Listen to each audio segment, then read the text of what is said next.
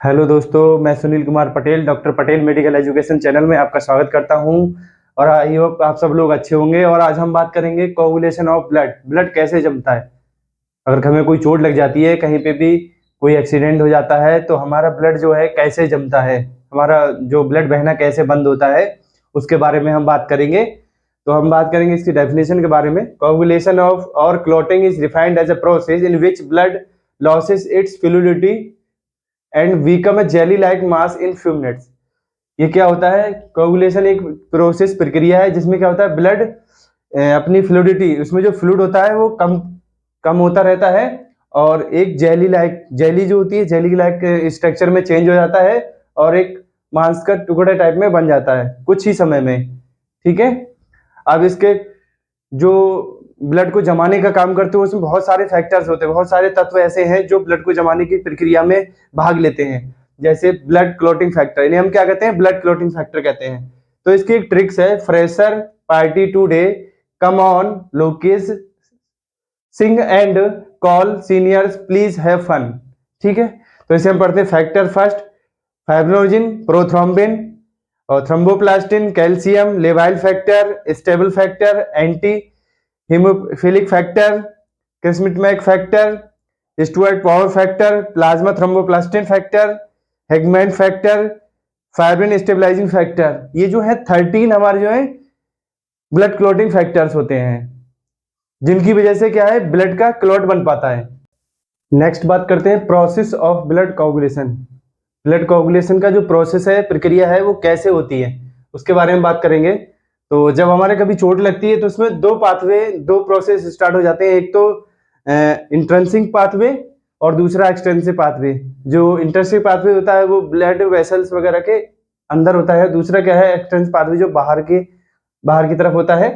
तो इसमें क्या है, सबसे पहले इंट्रिंसिक पाथवे को देखते हैं। इंट्रिंसिक पाथवे क्या है, सबसे पहले क्या होती है, अगर कोई चोट लगती है तो हमें वेस्कुलर इंजरी होती है, वेसल्स वगैरह में इंजरी हो जाती है।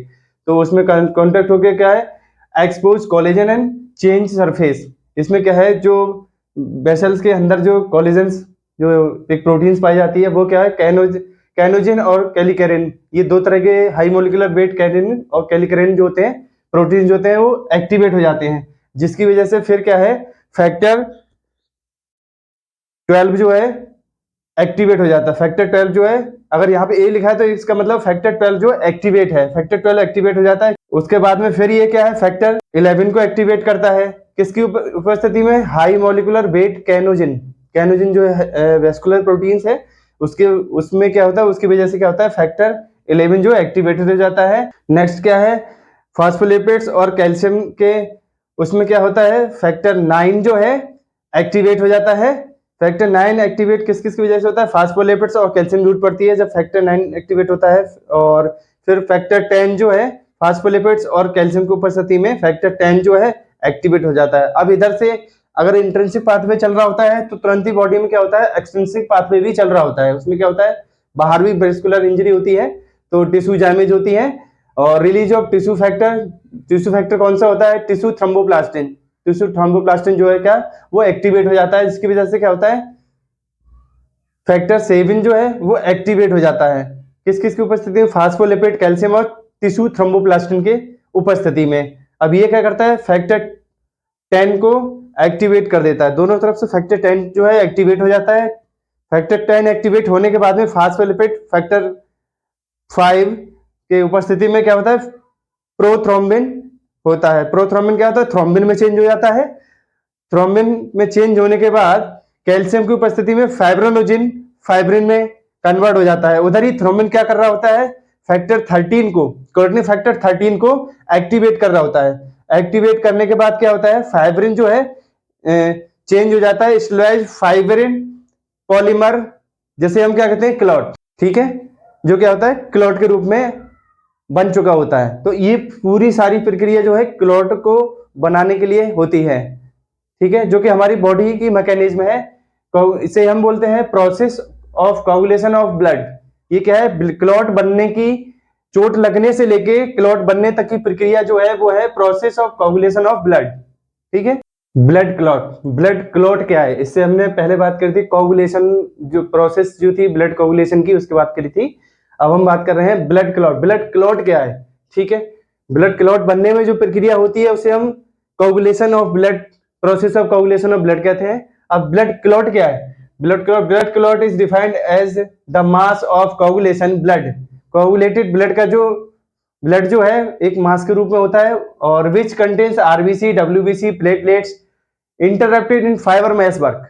ये क्या होता है? आरबीसी, डब्ल्यूबीसी और प्लेटलेट्स क्या होते हैं? एक फाइबर की मैश यानी कि जाली के में बंधे हुए होते हैं, और उसको हम क्या कहते हैं? ब्लड क्लॉट कहते हैं। ठीक है, अब क्या है? Anti clotting factor in the body. कुछ ऐसे फैक्टर्स होते हैं जो बॉडी में ब्लड को जमने से रोकते हैं। ठीक है, तो intravascular clotting does not occur because presence of some physiochemical factors in the body. तो बॉडी में क्या होते हैं? कुछ केमिकल फैक्टर्स होते हैं जिनकी वजह से बॉडी में ब्लड जो है जमता नहीं है। तो सबसे पहले ये दो तरह से होते हैं, जैसे फिजिकल फैक्टर और केमिकल फैक्टर। तो हम फिजिकल फैक्टर के बारे में बात करते हैं जो फिजिकली होते हैं। नंबर 1 है continuous circulation of blood. Blood जो हमेशा बहता रहता है, उसकी वजह से भी क्या होता है? ब्लड बॉडी में जमता नहीं है। ठीक है, दूसरा है smooth endothelial lining of blood vessels. Blood की जो वेसल्स होती हैं, जो मतलब जो नसें होती हैं, उनमें क्या होता है? एंडोथेलियन नाम की एक लेयर पाई जाती है जो कि बहुत ही चिकनी होती है, स्मूथ होती है, जो ब्लड को रुकने से, जमने से रोकती है। ठीक है, इसी तरह से केमिकल फैक्टर जो है नेचुरल्स जो हमारी बॉडी में होते हैं, जैसे है नंबर 1 है heparin is the natural anticoagulant produced by the liver. जो हिपेरिन है वो नेचुरल एंटीकोगुलेंट एजेंट है जो कि लिवर के द्वारा प्रोड्यूस होता है, और ये ब्लड को जमने के लिए रोकता है। ठीक है, दूसरा क्या है? थ्रोम्बोमोडुलिन। थ्रोम्बोमोडुलिन क्या है? ये भी क्या है? एक एंटीकोगुलेंट एजेंट है जो क्या एंडोथेलियल ऑफ ब्लड वेसल्स। ये जो है एंडोथेलियम में लेयर जो होती है ब्लड वेसल्स की यानी कि नसों की, उनमें पाया जाता है। ठीक है, और कहाँ पाया जाता है ज्यादातर? ये ब्रेन यानी कि दिमाग में। ठीक है, दिमाग में छोटी छोटी नसें होती हैं जिन्हें हम कैपिलरीज कहते हैं, वहां पे ये पाया जाता है। ठीक है, एंटीकोगुलेंट्स क्या होते हैं? ये वो सब्सटेंस होते हैं जो ब्लड को जमने से रोकने का काम करते हैं। ठीक है, सब्सटेंस विच प्रिवेंट और postpone coagulation of blood called anticoagulants. ये ठीक है, वो सब्सटेंसेस हैं जो ब्लड को जमने से रोकते हैं या फिर ब्लड कोगुलेशन की प्रक्रिया को रोक देते हैं, तो उन्हें हम क्या कहते हैं? एंटीकोगुलेंट्स। ठीक है, अब इसमें सबसे पहले हम बात करते हैं हिपेरिन। हिपेरिन क्या है? हिपेरिन भी एक नेचुरली एंटीकोगुलेंट एजेंट है। ठीक है, heparin is naturally produce anticoagulant in the body. ये क्या है? नेचुरली बॉडी में जो क्या है? प्रोड्यूस होता है, बॉडी द्वारा बनाया जाता है। It is produced by the mast cell present immediately outside the capillaries in the many tissues और ऑर्गन्स। ये बहुत से ऑर्गन्स की जो कैपिलरी, जो छोटी छोटी नसें होती हैं, बहुत ही ज्यादा पतली पतली नसें होती हैं बॉडी के अंगों में, बॉडी के छोटे पार्ट्स में, ऑर्गन्स पे, उनमें क्या होता है? उनकी मास से उनकी जो सेल्स होती हैं उनमें क्या होता है? ये प्रेजेंट होता है। Basophil also secret heparin. जो डब्ल्यूबीसी की सेल्स होती है बेसोफिल, वो भी क्या करती है? हिपेरिन को बनाती है, प्रोड्यूस करती है। ठीक है, अब जान लेते हैं हिपेरिन के यूज क्या क्या है। तो सबसे पहले हिपेरिन के हम क्लिनिकल यूज जान लेते हैं। क्लिनिकली जो यूज है वो क्या है? To prevent intravascular blood clotting during surgery. Surgery के टाइम पे, ऑपरेशन के टाइम पे क्या होता है? ये इंट्रावेस्कुलर ब्लड क्लॉटिंग को क्या करती हैं? रोकती हैं। ठीक है, दूसरा क्या है? While passing the blood through artificial kidney for dialysis. Dialysis के टाइम पे ब्लड आर्टिफिशियल किडनी से पास होता है, तो उसमें भी क्या करता है? हिपेरिन ब्लड को जमने से रोकता है। नेक्स्ट है ड्यूरिंग कार्डियक सर्जरी। कोई कार्डियक सर्जरी हो रही होती है, उस समय भी ब्लड को जमने से जो है हिपेरिन का यूज किया जाता है, ताकि ब्लड जो है जमे ना। ठीक है, ब्लड का क्लॉट ना बने। Which involves heart lung machine. जो कि ये जो कार्डियक सर्जरी होती है उसमें क्या होता है? एक मशीन होती है हार्ट लंग मशीन, जो क्या है? नॉर्मली क्या है? जो ब्लड से ही चलती है। ठीक है, तो उसमें भी हिपेरिन क्या करता है? ब्लड को जमने से रोकता है। नेक्स्ट क्या है? To prevent the blood before transfusion. हम किसी को ब्लड ट्रांसफ्यूज करते हैं, यानी कि अपना ब्लड किसी पेशेंट को देते हैं, तो उस समय भी क्या करता है? ट्रांसफ्यूजन से पहले जो ब्लड होता है एक पाउच में होता है, तो उस समय भी क्या करता है? हिपेरिन कुछ मात्रा में होता है, तो वो ब्लड को क्लॉटिंग होने से रोकता है। Uses in the laboratory, laboratory में हेपेरिन का क्या यूज है? तो उसके लिए while collecting blood for various investigation, तो बहुत सारे टेस्ट करने के लिए, पेशेंट के बहुत सारे टेस्ट करने के लिए हम क्या करते हैं, ब्लड को कलेक्ट करते हैं एक वाइल में, और उसको क्या करते हैं, लैब में ले जाके ब्लड से टेस्ट लगाते हैं। तो ज्यादातर हम तो टेस्ट ट्यूब लगाने के लिए 1 ml ब्लड लेते हैं। तो उसको 1 ml ब्लड को प्रिजर्व करने के लिए, ताकि वो जमे ना, उसके लिए हम क्वांटिटी करते हैं 0.1 से लेकर 0.2 mg क्वांटिटी जो होती है 1 ml ब्लड को 8 से 12 घंटे तक जमने नहीं देती है, ब्लड को प्रिजर्व करके रखती है। अब हम बात करते हैं एंटीकोगुलेंट एजेंट EDTA के बारे में। तो इसकी फुल फॉर्म क्या है? Ethylene diamine tetraacetic acid. EDTA is a strong anticoagulant agent, ये भी एक स्ट्रॉन्ग एंटीकोगुलेंट एजेंट है, और ये 2 फॉर्म में पाया जाता है, die sodium salt Na2 EDTA और दूसरा है ट्रांसपोटेशियम साल्ट K3 EDTA। ठीक है, अब इसका यूजेज क्या क्या है? Commonly administered intravenously in case of lead poisoning, lead poisoning के टाइम पे इंट्रावीनसली इसको दिया जाता है। दूसरा है usages as a anticoagulant in laboratory, laboratory में इसका जो है एंटीकोगुलेंट एजेंट के रूप में यूज किया जाता है। तीसरा है 0.5 to 2.0 mg of EDTA per ml of blood is sufficient to preserve the blood for at last 6 hours। अगर हमें ब्लड को 6 hours तक प्रिजर्व करके रखना है तो ये 0.5 से लेकर 2.0 mg 1 ml के लिए काफी होता है। नेक्स्ट है on refrigeration it can preserve the blood up to 24 hours।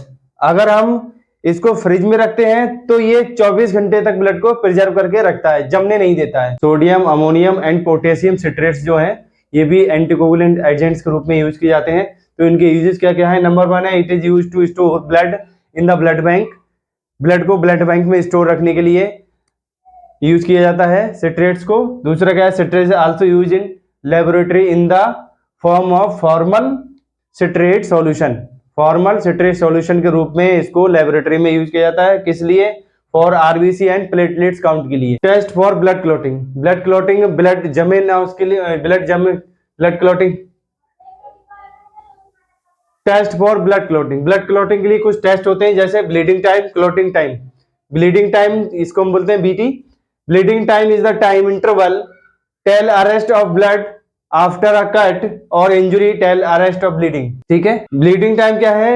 ये एक टाइम इंटरवल है, कब का कट लग जाता है, कोई इंजरी हो जाती है, कट लग जाता है तो, और जब ब्लड जमता है तब तक के बीच का जो टाइम इंटरवल उसको हम ब्लीडिंग टाइम कहते हैं। ठीक है, तो it is determined by Duke method using blotting paper और फिल्टर पेपर मेथड। इसमें 2 तरह के मेथड्स यूज होते हैं, ब्लॉटिंग पेपर और फिल्टर पेपर मेथड जो है यूज होते हैं। नॉर्मल ड्यूरेशन इसकी जो होती है 3 to 6 मिनट होती है, 3 से लेके 6 मिनट ब्लीडिंग टाइम का टाइम होता है। क्लॉटिंग टाइम, क्लॉटिंग टाइम क्या है? CT।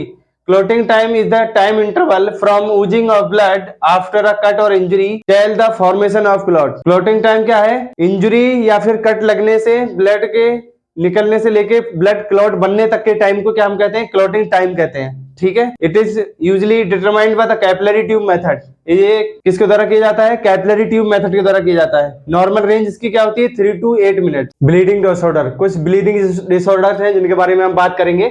सबसे पहला हेमोफीलिया। हेमोफीलिया में क्या होता है?